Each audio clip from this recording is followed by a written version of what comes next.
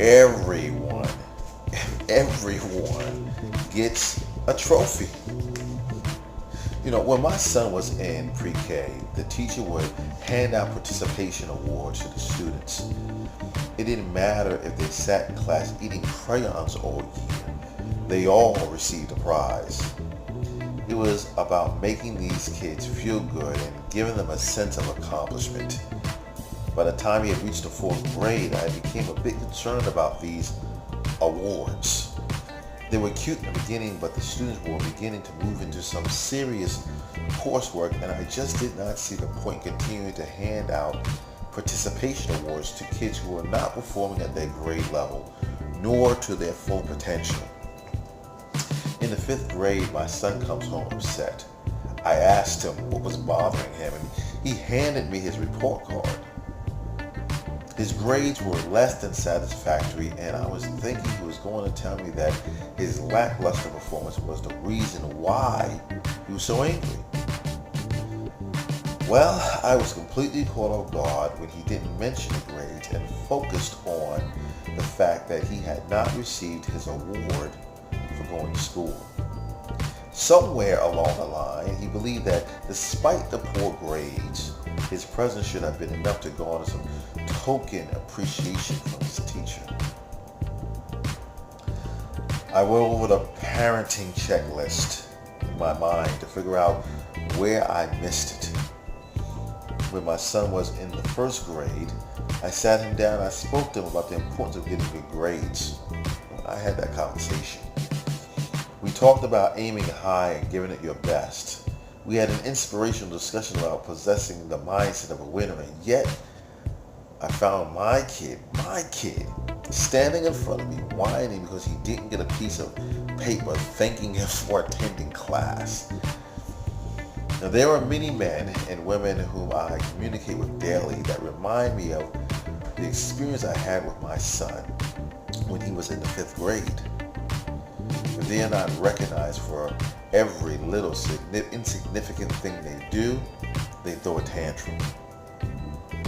If their egos aren't constantly stroked, if they don't receive a pat on the back, or if they aren't told how beautiful and wonderful and extraordinary they are every waking moment of their lives, they have an emotional meltdown. Now, in our attempts to be inclusive and make everyone feel welcome and warm and fuzzy on the inside, we've catered to dysfunction and misbehavior, creating a nation full of wimps and whiners. We're a nation that loves to complain but hates to invest the time and resources into the hard work of finding viable solutions to problems people face. We have created a society full of individuals that have not been taught what it means to be committed to a cause other than that which is self-serving. For many of us, if we don't see the personal benefit and the opportunity for glorification and praise from the masses, we don't even want to get involved. No one wants to start at the bottom of the ladder and work his way up anymore. Everyone is an expert and no one is paying attention. A soft drink company once had an ad that said, "Image is everything. Obey your thirst." Some of you are well aware of this particular ad. Well, I'm here to tell you that image is not everything. As a matter of fact, image that lacks substance will leave a bitter taste in your mouth.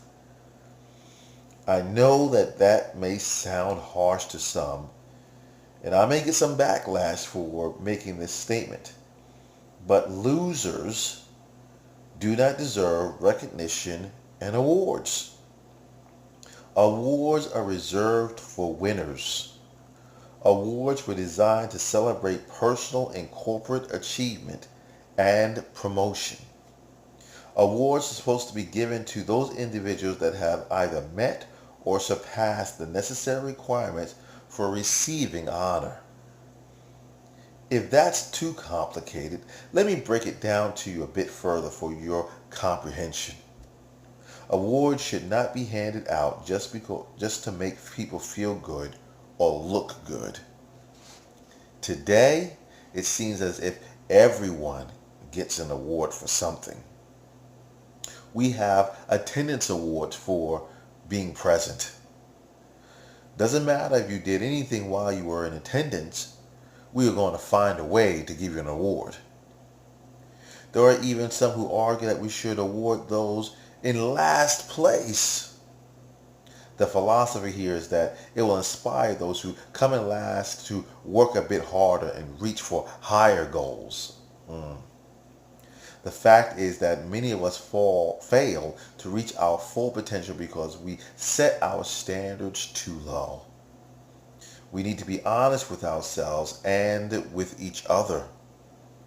If you do not purpose in your heart to win, your actions will lead to complete failure. What we should not do is reward people for slothfulness. To engage in such conduct is to contribute to the downfall of people in a society. When you raise standards and expectations, people will step up to the plate and work harder to meet those standards, especially when the reward for doing so is clearly specified. When you lower standards and expectations, most people will decrease their output or productivity. We call it human nature. Most of us do this subconsciously. Let's say the speed limit is 55 miles per hour. It's been proven that people are going to push it to 60 or more miles per hour. In states where the speed limit is 65, people push it to 70 plus miles per hour. The same holds true for personal performance. I intentionally surround myself with people of high character, integrity, and elevated expectations. I do so because I know they are going to push me to do what it takes to be a winner. There are no awards handed out for quitters. None. There is no consolation prize for just being in attendance. There is an expectation for results, and anything less is unacceptable. Everyone gets an award. It's a chapter from my book, You Were Born to Win, so suck it up, Buttercup. It is the essential guide to turning whiners into winners and losers into leaders. You can find that on Amazon or your Kindle device. Everyone gets a trophy.